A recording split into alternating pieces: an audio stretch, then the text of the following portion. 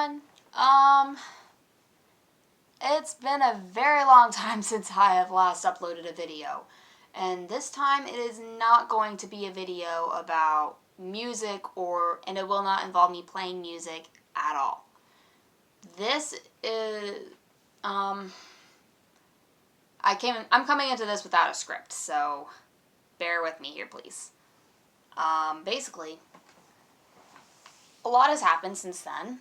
I've moved into a new place. This is my room. That's my flag. I still need to change my name on YouTube, but my name is actually Chance now. And I have realized I am transmasculine. So, there's that. And, yeah, a lot of stuff's happened. And among that stuff is I've come into a few new fandoms, one of which is the Five Nights at Freddy's fandom. And here's the thing. I love the lore of Five Nights at Freddy's, and the games seem fun, but the problem is I don't like jump scares. And I don't have money to buy the games. So the only one I have is Freddy Fazbear's Pizzeria Simulator. But I've been watching a lot of videos of FNAF, including some playthroughs, mostly by Markiplier, I will not lie. But, anyway, so, and I'm recording this all raw, so that's fun. Anyway, I've been thinking a lot about Five Nights at Freddy's, and it's a very interesting game series, and the lore is amazing, and of course it's got its fair share of tragedy, like every horror game does. Like, of course there's got to be the tragic backstory that you have with every horror game. Like, even when the first FNAF game came out, all the tragic lore it had was really the bite of 87, which has never since been completely explained by Scott Cawthon. So there's that.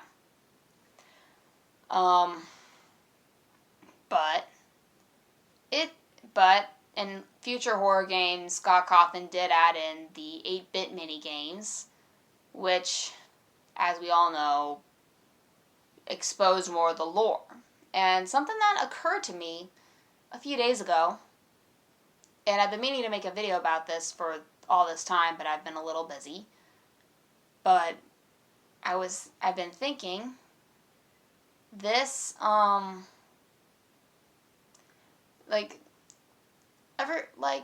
yes, like I said before, Five Nights at Freddy's has its fair share of tragedy, like 10, 15 missing kids, on top of the kids who were killed by the Funtime animatronics that we see in Sister Location, including Elizabeth Afton and whoever that kid is in Funtime Freddy's suit. That's still not fully explained, but yeah. And with the new upcoming game Security Breach and looking over stuff from VR, I kind of realized something. And I had to look back through some of the lore of past games, and I have realized something. Every single time that something tragic happens at Freddy Fazbear's Pizza, whether the location is Fredbear's Family Diner, Junior's, or whatever the name of the pizzeria is in FNAF 2, and we're not counting Fazbear's Fright, since technically it wasn't something from Fazbear Entertainment. It was a bunch of independents going off the story. And Freddy Fazbear's Pizza in FNAF 1. And then, of course, later, the Freddy Fazbear's Pizza from FNAF 6. And possibly Sister Location, although it's not really, well, we can include Sister Location in this because they're also guilty of this. But the biggest tragedy of Five Nights at Freddy's is how William Afton was able to get away with it. And how he basically evaded the law. It was the fact that every time something happened around one of these pizzerias, it would just shut down. Like, with the Bite of 83 and the Bite of 87, it's a little more obvious because the Bite of 83, a kid died. Bite of 87, while it's not entirely known who the victim was, it's still something that's talked about, and it's still big enough to talk about. And possibly even the death of Phone Guy in the first FNAF game.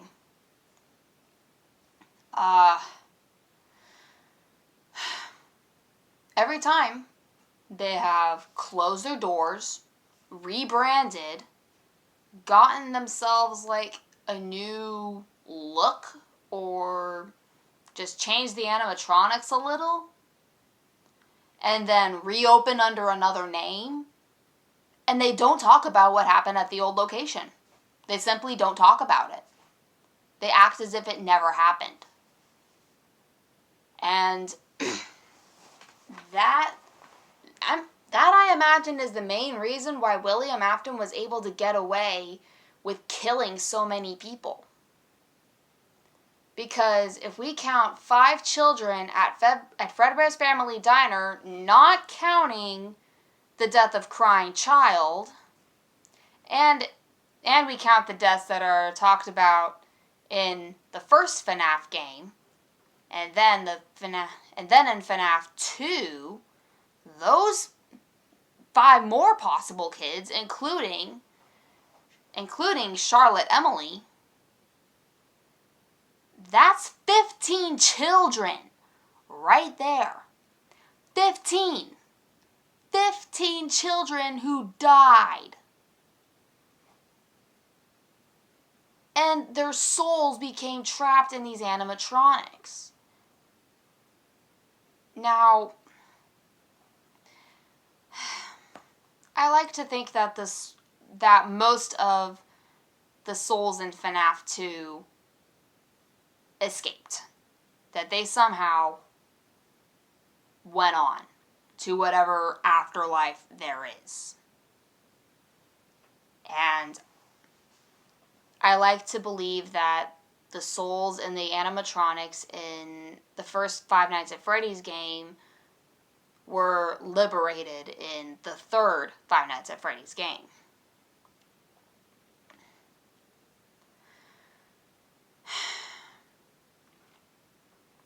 And of course, the children, and of course, for the first round of kids, that's 10 kids being liberated, most possibly by the puppet. Like, most likely, the puppet, Charlotte Emily, liberated all of those souls, but stayed behind. Because she knew she had business in the living world to finish up. As long as William Afton was alive, and there were still victims out there whose souls were still trapped in the living world, I have a feeling Charlotte Emily's, her business would not be done. And imagine being Charlotte Emily. You haven't been there as long as some of the other animatronics.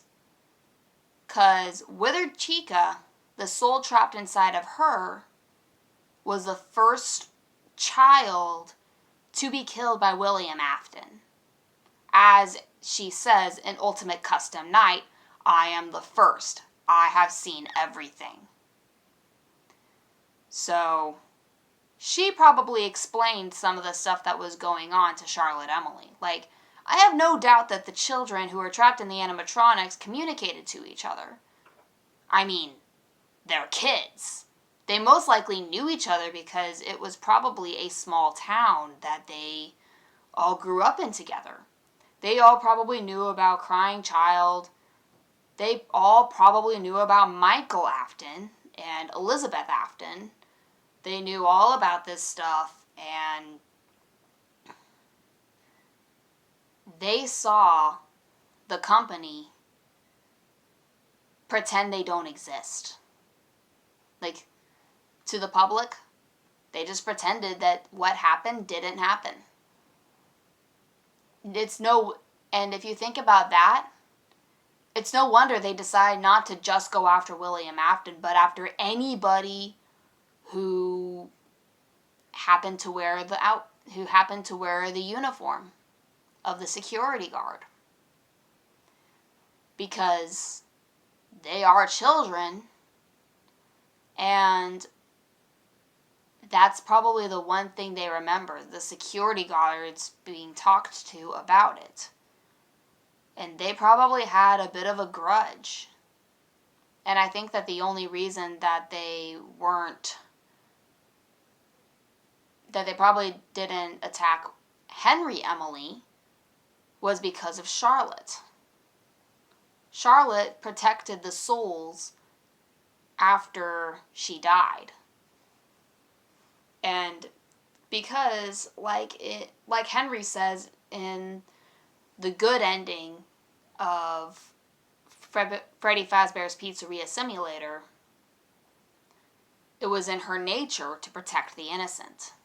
It was in her nature to do that. So I have no doubt that the puppet found a way to be free, to survive out in the world, finding everyone and freeing them.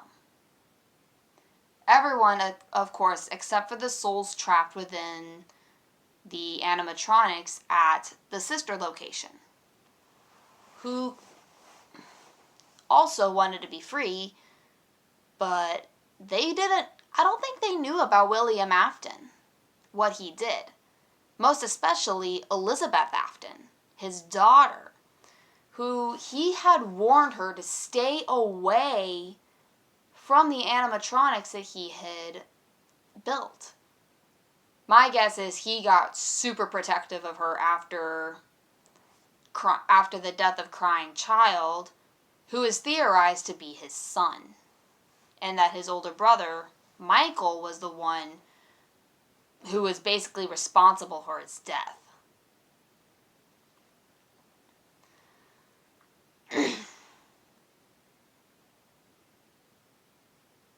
But, yeah. Every soul trapped inside of the animatronics, their stories were gaslighted. Fazbear Entertainment pretended that it didn't exist. That their deaths, their murders didn't happen. Like, clearly people were asking about it, but Fazbear Entertainment just pretends it didn't happen. Like, it was just stories made up. And this is most especially seen in their VR game, Help Wanted. And especially at the beginning sequence. And, yeah, capitalism.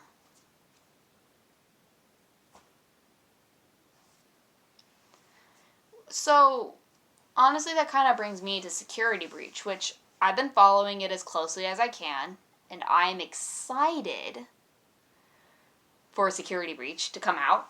I cannot afford it, and my computer is unable to handle the amount of graphics that are going to be going into Security Breach, so I will not be playing it myself. Plus, I don't have the software to do streaming, so I can't do that either. So I will just be watching Let's Plays and streams with a couple of my friends who also enjoy Five Nights at Freddy's when the game is released. And I'm very excited to see all the new characters. I'm excited to see what they do with Glitch Trap, which I'm pretty sure everyone is in agreement that Glitch Trap is William Afton back from the dead. Again. Like, he really wasn't kidding when he said, "I always come back." He really wasn't fucking kidding. Yeah. So, yeah, that's a thing now.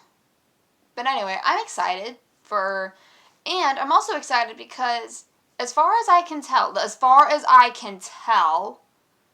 Five Nights at Freddy's Security Breach will be the first game where the animatronics are not haunted by the souls of the innocent, by the souls of dead, murdered children.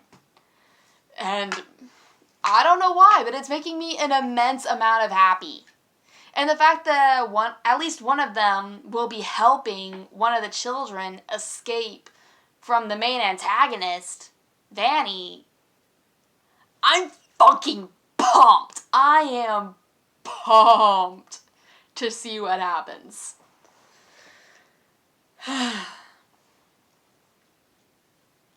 Anyway, that's enough rambling. I've been going on for about 17 minutes now about everything. So, yeah.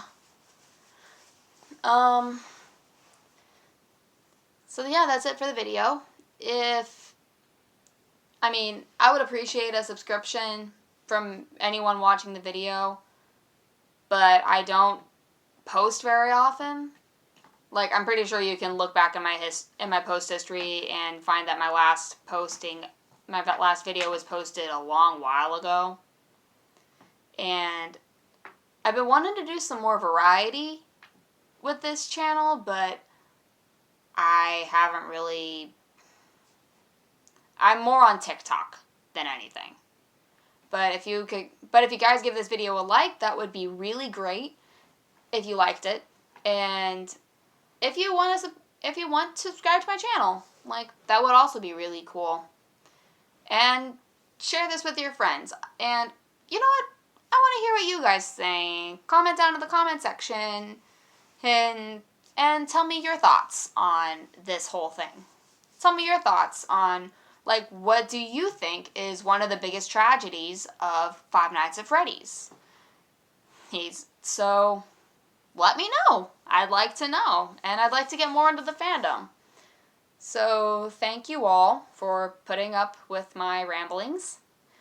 I will see you all next time.